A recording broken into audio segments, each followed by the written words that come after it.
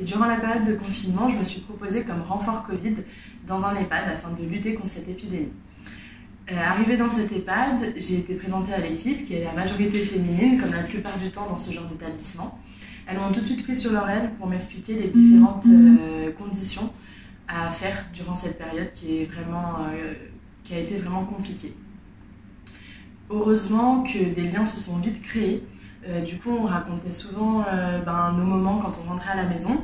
Et je me suis rendu compte qu'il y avait quand même une différence entre moi, qui était étudiante et qui rentrait chez moi et qui devait m'occuper seulement de moi, et la plupart des femmes fortes avec qui j'ai été, qui devaient rentrer chez elles et s'occuper de leurs enfants et s'occuper de leur maison, parce que le partage des tâches n'était pas fait.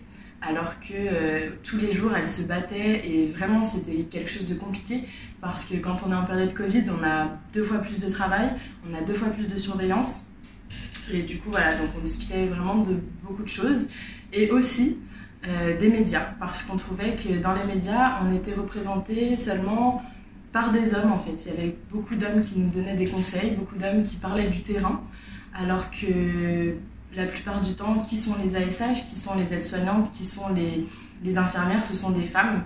Donc j'aurais aimé que dans les médias, on ait beaucoup plus de femmes qui puissent nous donner des conseils, qui puissent nous protéger et qui puissent être aussi placées en tant que savantes. Parce que quand tu es sur le terrain, alors tu connais les choses.